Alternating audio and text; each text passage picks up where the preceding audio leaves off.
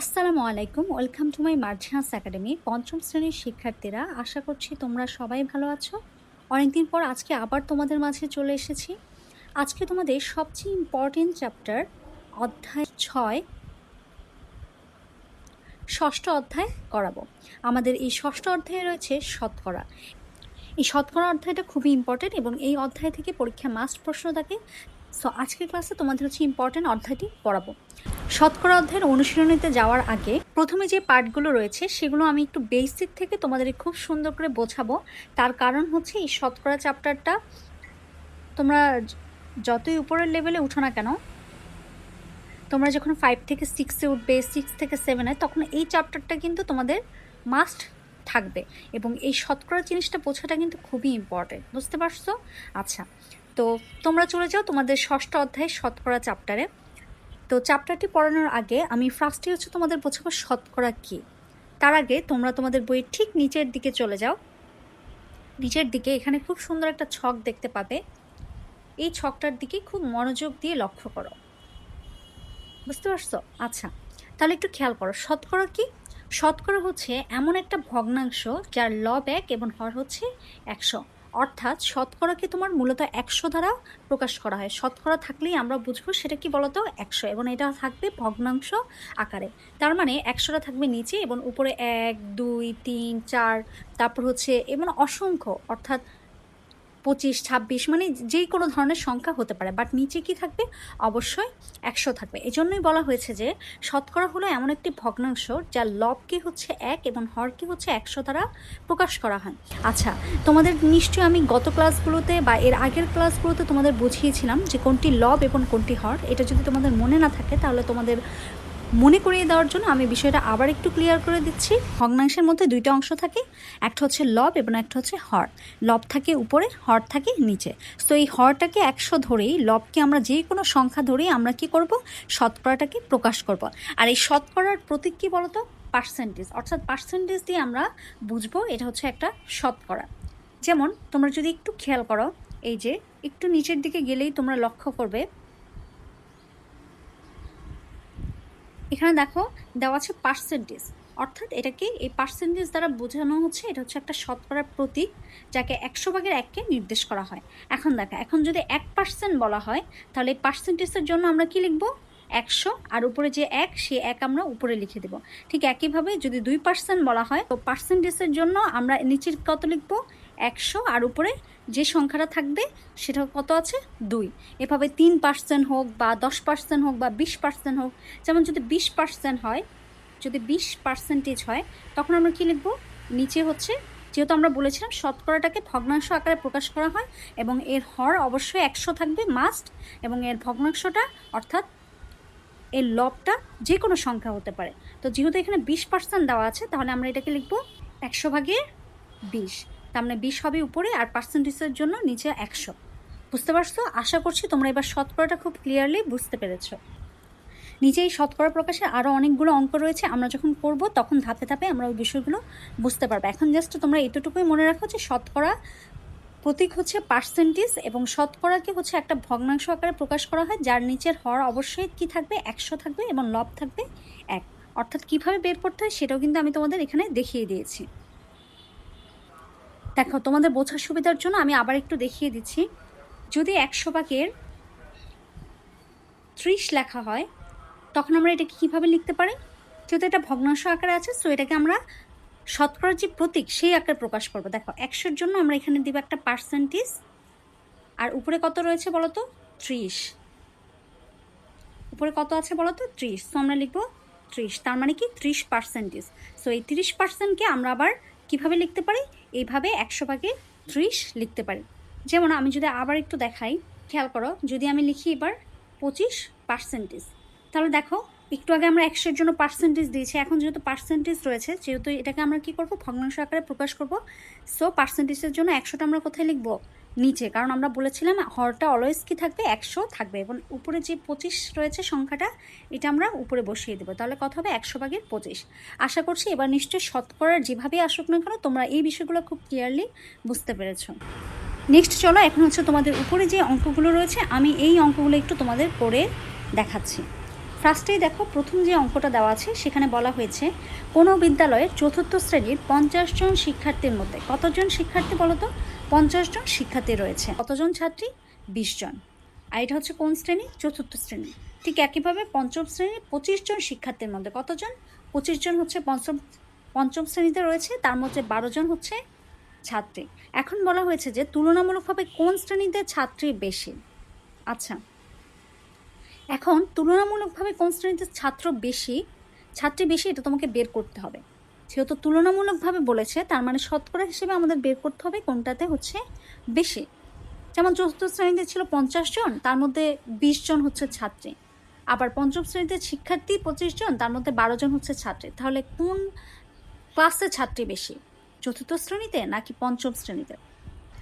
আচ্ছা দেখো এখানে বলা হয়েছে যেহেতু 20 সংখ্যাটি 12 থেকে বড়, তাই আমার মনে হয় তুলনামূলকভাবে চতুর্থ শ্রেণীতে ছাত্রীর সংখ্যা বেশি। এটা হচ্ছে তুমি তুলনামূলকভাবে এটা একটা ধারণা করে নেওয়া হয়েছে, যেহেতু ওখানে রয়েছে 20 জন আর এখানে হচ্ছে 12 জন, যেহেতু 20 জন বেশি সো চতুর্থ শ্রেণীতে ছাত্রী বেশি। তাহলে চলো আমরা একটু শতকরা হিসেবে অঙ্কটা বের করে দেখি, তাহলে আমরা বুঝতে পারবো যে আসলে কোন শ্রেণীতে ছাত্রীর সংখ্যা বেশি। কারণ দেখো এখানে কিন্তু একটাতে রয়েছে 50 জন আর একটাতে রয়েছে 25 জন, ঠিক আছে? তো এই জিনিসটার ক্ষেত্রে আমাদের উত্তরটা কিন্তু ভিন্ন হতে পারে। তাহলে চলো আমরা শতকরা হিসেবে আগে বের করে দেখি। ফার্স্টে দেখো আমরা দেখেছিলাম যে আমাদের পঞ্চম শ্রেণীতে কতজন ছিল? 50 জন শিক্ষার্থীর মধ্যে 20 জন। তাহলে আমরা লিখতেই পারি কত, যেহেতু আমাদের ভগ্নাংশ আকারে প্রকাশ করতে হবে, সো আমরা লিখব 50/20। এটা কোন শ্রেণীতে ছিল বলো তো? চতুর্থ শ্রেণীতে, তাই না? সুবিধার জন্য একটু অঙ্কটা দেখিয়ে দিচ্ছি। সো আমরা লিখব 50/20। যেহেতু আমাদের এটাকে হচ্ছে শতকরায় প্রকাশ করতে হবে, তাহলে দেখো এটাকে যদি আমরা 50কে যদি আমরা 2 দিয়ে গুণ দিই তাহলে কিন্তু আমরা নিচে কত পেয়ে যাব? 100 পেয়ে যাব, তাই না? সো 50-এর সঙ্গে আমরা কত গুণ দিলাম? আমরা যদি 2 গুণ দিই তাহলে নিচেও যেহেতু এটাকে আমরা সমহর বিশিষ্ট করব, সো নিচে 2 দিয়ে গুণ মানে এর আগের ক্লাসগুলোতে আমি এই ধরনের অঙ্ক তোমাদের করিয়েছিলাম। তারপর দেখো উপরে যেহেতু 20 রয়েছে, সো 20-এর সঙ্গে আমরা কত দিয়ে গুণ দেবো? 2 দিয়ে। নিচের হরটাকে 100 করার জন্য যে সংখ্যা দিয়ে আমাদের গুণ দিতে হবে সেই একই সংখ্যা দিয়ে আমাদের উপরের সংখ্যাটাকেও কী করতে হবে? গুণ করতে হবে। তাহলে দেখো নিচে আমরা কত পেলাম? নিচে পেলাম হচ্ছে 100 আর উপরে কত? 20 দুগুণে হচ্ছে 40। তাহলে আমরা চতুর্থ শ্রেণীতে কত পেলাম? 100/40। ঠিক একইভাবে পঞ্চম শ্রেণীরটাও আমরা বের করে নিব, ঠিক আছে? পঞ্চম শ্রেণীতে আমরা কত দেখেছি? পঞ্চম শ্রেণীতে আমরা দেখেছি, আচ্ছা তাহলে একটু খেয়াল করো, পঞ্চম শ্রেণীতে আমরা দেখেছি কত? 25 জনের মধ্যে 12 জন। তাহলে আমরা লিখতেই পারি 25 কতজন? 12 জন। ওকে, সো দেখো ঠিক একইভাবে এটাকেও আমরা কি করব? নিচে 100 করার জন্য আমরা এটাকেও একই সংখ্যা দ্বারা উপরে নিচে হচ্ছে গুণ দেবো। তাহলে দেখো 25-এর সঙ্গে কত গুণ করলে 100 হবে? 4 গুণ করলে, তাই না? সো 25 ইন্টু হচ্ছে 4, 4×25 100। ঠিক একইভাবে 12-এর সঙ্গে আমরা 4 দিয়ে গুণ করব। গুণ করলে আমরা কত পাচ্ছি? নিচে পাচ্ছি 4×25 100 আর উপরে কত? 4×12 হচ্ছে 48। তাহলে একটু খেয়াল করো তো, আমরা চতুর্থ শ্রেণীতে পেয়েছি 100/40 আর পঞ্চম শ্রেণীতে পেয়েছি 100/48। তাহলে দেখো দুইটারই কিন্তু নিচের হর সমান, তাই না? সমহর। তাহলে উপরের এখানে হচ্ছে 40 আর এখানে হচ্ছে 48। তাহলে বলো তো কোনটা বেশি? চতুর্থ শ্রেণীটা বেশি নাকি পঞ্চম শ্রেণীটা বেশি? অবভিয়াসলি পঞ্চম শ্রেণীটা বেশি, কারণ পঞ্চম শ্রেণীতে রয়েছে 100/48 জন, আমরা হিসাব করে বের করেছি। তাহলে আমাদের অ্যান্সারটা কিন্তু এটাই হবে, আমাদের ছাত্রীর সংখ্যা তুলনামূলকভাবে চতুর্থ শ্রেণী থেকে পঞ্চম শ্রেণীতে বেশি। আচ্ছা আমি একটু মুছে তোমাদেরকে ক্লিয়ারলি একটু লিখে দেখাচ্ছি। দেখো আমরা চতুর্থ শ্রেণীতে কত পেয়েছি? হচ্ছে 100/40 আর পঞ্চম শ্রেণীতে পেয়েছি হচ্ছে 100/48, তাই না? আর এটাকে যদি আমরা পার্সেন্টেজে লিখি তাহলে কিভাবে লিখবো বলো তো? 100-র জন্য হচ্ছে পার্সেন্টেজ আর উপরে কত রয়েছে? 40, তার মানে 40%। আর এখানে কত পার্সেন্ট? 48%। তাহলে দেখো বেশি কোনটা? 48। তাহলে আমরা জানবো যে পঞ্চম শ্রেণীতে আমাদের তুলনামূলকভাবে সংখ্যা বেশি, ছাত্রীর সংখ্যা বেশি। আশা করছি তোমরা এই ম্যাথটা খুব ক্লিয়ারলি বুঝতে পেরেছো। খেয়াল করো কি লেখা আছে? পঞ্চম শ্রেণীতে ছাত্রীর সংখ্যা তুলনামূলকভাবে বেশি। বুঝতে পারছো? এই যে ঠিক যা যা আমি লিখেছি তাই হচ্ছে এখানে লেখা।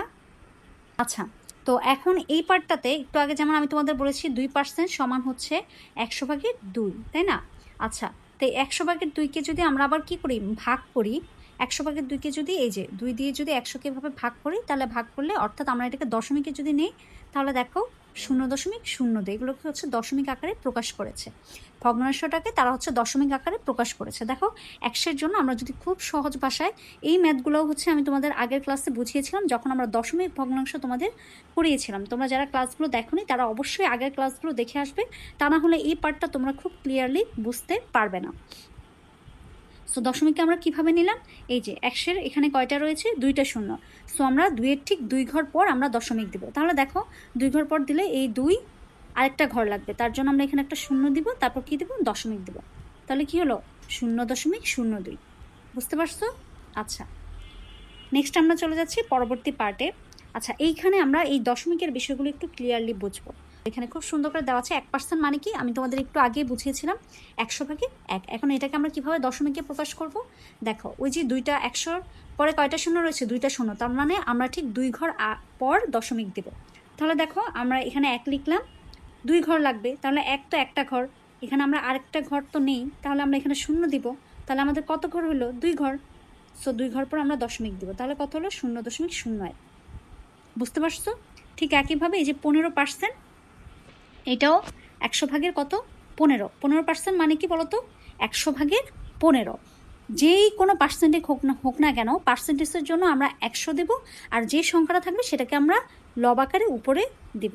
তাহলে দেখো 15% মানে হচ্ছে 100/15। এটাকে যদি আমরা দশমিকে নেই, তাহলে এই যে নিচে যেহেতু 100, অর্থাৎ 2 ঘর পর 2টা শূন্য, তার মানে 2 ঘর পর আমরা দশমিক দিব। তাহলে দেখো 15 ক্ষেত্রে অলরেডি 2টা ঘর রয়েছে, সো আমরা 2 ঘর পরে এখানে দশমিক দিব, তাহলে কত হলো, 0.15। আমরা পরবর্তী পার্টে যাই। দেখো এখানে কত আছে, 67%। তাহলে এবার তোমরা নিজেরাই করো, 67% মানে হচ্ছে 100/, কত, 67। তো এটাকে আমরা যখন দশমিকে নেব, তাহলে কিভাবে নেব, 2 ঘর পর দশমিক। দেখো এখানে 2 ঘর পর দশমিক দেওয়ার পর কত হয়েছে, 0.67। ঠিক একইভাবে 100% মানে কি, নিচে 100, উপরে যেহেতু 100, তার মানে উপরেও 100, এই 100 কাটাকাটি দিলে কি থাকে, শুধু 1 থাকে, তাহলে কি, শুধু 1। এই পার্টগুলো, এই যে এখানে যে অঙ্কগুলো দেওয়া আছে, যে ম্যাথগুলো, এগুলো তোমাদের অবজেক্টিভে আসতে পারে। বুঝতে পারছো? তোমরা সামনে যারা বৃত্তি পরীক্ষা দেবে, তো বৃত্তি পরীক্ষার জন্য এই অংশগুলো কিন্তু খুবই ইম্পর্টেন্ট।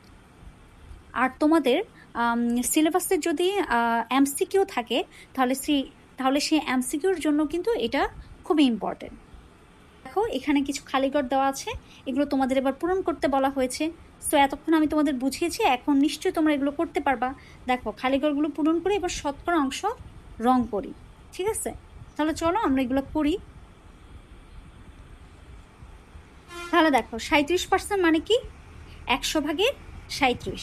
তাহলে আমরা নিচের ঘরে কত লিখবো, হচ্ছে 100, আর উপরের ঘরে কত লিখবো, 37। তাহলে কত হলো, 100/37। এবার এটাকে আমরা দশমিকে নিব, কিভাবে, আমরা 2 ঘর পর দশমিক দিব। তো আমরা যদি 2 ঘর পর দশমিক দিই, তাহলে এটা কি হবে, 0.37। বুঝতে পারছো? আচ্ছা আচ্ছা, এখন এই পার্টটাতে একটু দেখো, শতকরা অংশ রং করে। আচ্ছা দেখো এখানে 100টা ঘর আছে, কয়টা, তোমরা যদি গুণে দেখো তাহলে 100টা ঘর আছে, এর মধ্যে শতকরা কত, সেই শতকরা অংশটা কি করা আছে, রং করা আছে। তাহলে আমরা একটু বের করি, কত, দেখো কয়টা ঘর রং করা আছে, 1 2 3 4 5 6 7 8 9। আচ্ছা, তোমরা যদি গোনো তাহলে দেখবে এখানে ঠিক 35টা ঘর রং করা আছে, তার মানে আমাদের এখানে কত হবে, আমাদের এখানে হবে 35%। তো 35%টাকে আমরা কিভাবে লিখবো, নিচে হচ্ছে 100, উপরে হচ্ছে 35। বুঝতে পারছো? আচ্ছা, এখন দেখো এখানে কিন্তু 2টা ঘর দেওয়া আছে, তার মানে এই যে 100/35, এই 35টাকে তারা কি করেছে, ভেঙে নিয়েছে। বুঝতে পারছো? 35কে কত দিয়ে যাচ্ছে বলতো, 5 7 35। আবার দেখো মানে উভয় ভগ্নাংশকে কিন্তু একই সংখ্যা দ্বারা ভাগ যেতে হবে, অর্থাৎ 35কে আমরা কত দিয়ে ভাগ দিতে পারছি, 5 দিয়ে। 5 7 কত হচ্ছে, 35। তার মানে আমাদের উপরে কত থাকছে, 7। আমরা যদি এটাকে কাটাকাটি দিই, আর নিচে 100 যদি কাটাকাটি দিই, তাহলে কত থাকে, যদি 5 দিয়ে দিই, তাহলে হচ্ছে 5 20 100, তাই না? আচ্ছা, তাহলে আমরা নিচে কত লিখবো বলো তো? তা 35, আর নিচে হচ্ছে কত? নিচে হচ্ছে 5 20 100, অর্থাৎ 20/7। সো আমাদের সেকেন্ড ঘরে কিন্তু আমরা এইভাবে লিখবো। বাট শেষের যে ঘরটা, সেখানে আমাদের বলা হয়েছে যে যেহেতু আমরা দশমিক আকারে প্রকাশ করব, তাহলে আমরা 2 ঘর পর দশমিক দেবো। কিভাবে? যেমন প্রথমটা ধরেই আমরা হচ্ছে দশমিকটা বসাবো। প্রথমে কত আছে? 100/35, তার মানে 100 নিচে 100, তো 2 ঘর পর আমরা দশমিক দেবো। তাহলে কি হবে? 0.35। ক্লিয়ার? আশা করছি তোমরা এই পার্টটাও খুব ক্লিয়ারলি বুঝতে পেরেছো। নেক্সট আমরা চলে যাচ্ছি আমাদের পরবর্তী পার্টে।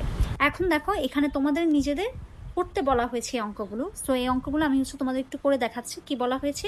নিচের শতকরাগুলোকে সাধারণ এবং দশমিক ভগ্নাংশে প্রকাশ করি। কিভাবে আমরা সাধারণ ভগ্নাংশে প্রকাশ করব, তারপর কিভাবে দশমিক ভগ্নাংশে প্রকাশ করব। দেখো, অলরেডি আগেই কিন্তু আমি তোমাদের দেখিয়ে দিয়েছি।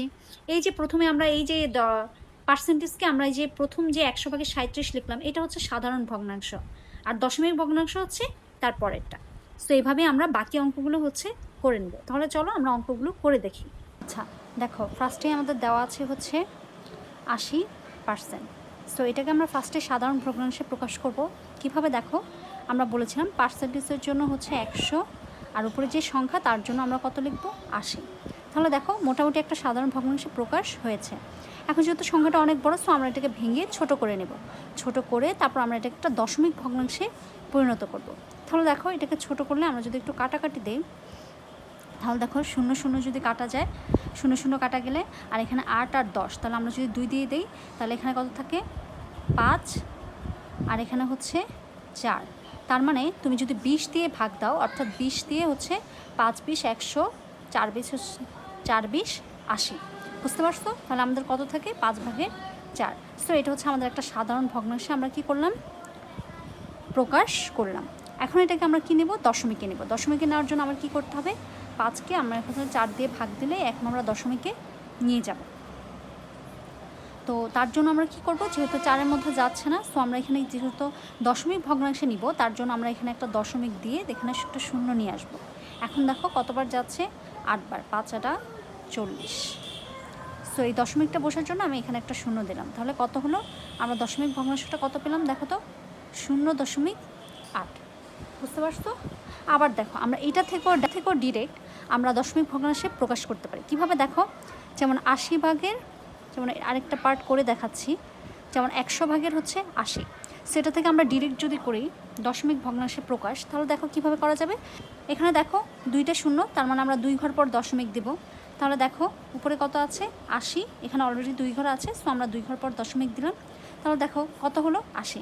আর নর্মালি দশমিকের পরের যে সংখ্যা, তারপরে যদি শূন্য থাকে, এটাকে নর্মালি ধরা হয় না। তো ধরা না হলে আমাদের কত আসতেছে? 0.8। তাহলে দেখো, আমরা যেই একটু আগে আমরা ভেঙে ভাগ করার ফলে আমরা এটাকে দশমিক ভগ্নাংশে যত পেয়েছি, এখনও আমরা ঠিক ততই পেয়েছি। সো তোমরা যেভাবেই করো, দুইভাবেই হচ্ছে কারেক্ট। বুঝতে পারছো? আচ্ছা, নেক্সট পরের অঙ্কটা আমরা করে নিচ্ছি। এটা ছিল 1 নম্বর অঙ্ক। নেক্সট 2 নম্বরটা ছিল হচ্ছে 74%। সো এটাকে আমরা প্রথমে সাধারণ ভগ্নাংশে প্রকাশ করব, 100/74। সো দেখো, এটাকে কাটাকাটি দিলে থাকে, নিচে থাকে 50, আর এখানে থাকে হচ্ছে 37। 3 দুগুণে 6, হাতে আছে 1, 14, 7 দুগুণে হচ্ছে 14, ঠিক একইভাবে 50 দুগুণে হচ্ছে 100। তাহলে আমরা কত পেলাম? 50/37। সো এটা একটা সাধারণ ভগ্নাংশে আমরা প্রকাশ করলাম। এখন এটাকে আমরা দশমিক ভগ্নাংশে প্রকাশ করব। তার জন্য আমরা কি করলাম? যেমন আমরা লিখে নিলাম, এটা হচ্ছে সাধারণ ভগ্নাংশ। তাহলে দশমিক ভগ্নাংশটা কী হবে? দশমিক ভগ্নাংশ কী হবে? আমরা এখন এই 50 আর 37, তাই তো, এটাকে আমরা এখন ভাগ করে নেব। দেখো, 37টাকে যদি আমরা ভাগ করি, তাহলে 50-এর মধ্যে যাচ্ছে না, সো আমরা এখানে একটা দশমিক দিয়ে এখানে একটা শূন্য নিয়ে আসবো। এখন কতবার যাবে বলো তো? 7 বার দিব। 7 বার দিলে থাকবে হচ্ছে 350, তারপর শূন্য, এখানে কত থাকছে? 2 থাকছে। এখানে যেহেতু দশমিক রয়েছে, সো আমরা অটোমেটিক্যালি এখানে একটা শূন্য দিতে পারবো।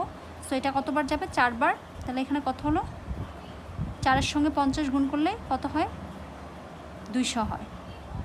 তাহলে দেখো, আমরা উত্তর কত পেয়েছি? 0.74। 74 পেয়েছি আমরা হচ্ছে দশমিক ভগ্নাংশ। ঠিক একইভাবে ডিরেক্ট যদি তুমি এটা থেকে করো, যেমন আমি তোমাদের একটু দেখিয়ে দিচ্ছি এই পার্টটাতে, ডিরেক্ট যদি তুমি 100/74 থেকে করো তাহলে দেখো আমাদের 2 ঘর পর দশমিক, তার মানে কি 0.74। দেখো আমি একটু আগে যেই অ্যান্সারটা পেয়েছি এখানেও আমি সেই একই অ্যান্সারটা পেয়েছি। তাহলে দেখো আমরা যেভাবেই করি দুইটাই কিন্তু কারেক্ট, 81%। সো এটাকে আমার ভেঙে করলাম না, এটাকে আমি ডিরেক্টলি করে দিচ্ছি। ফার্স্ট হচ্ছে একটা সাধারণ ভগ্নাংশে প্রকাশ করলাম, পার্সেন্টেজের জন্য হচ্ছে 100 আর হচ্ছে উপরে কত থাকবে 81। এই যে জিনিসগুলো তো তোমরা ক্লিয়ারলি বুঝতে পেরেছো, তাই না?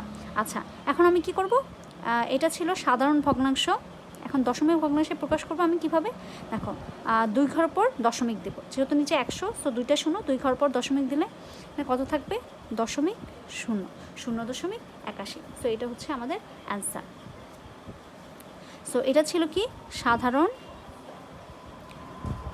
ভগ্নাংশ, আর এটা হচ্ছে দশমিক ভগ্নাংশ। তো তারা আমাদেরকে যদি সাধারণ ভগ্নাংশে প্রকাশ করতে বলে তাহলে এতটুকুই শেষ, বা এটাকে যদি তুমি কাটাকাটি দিলে ছোট একটা সংখ্যা আসবে, ওইটাই সাধারণ ভগ্নাংশ।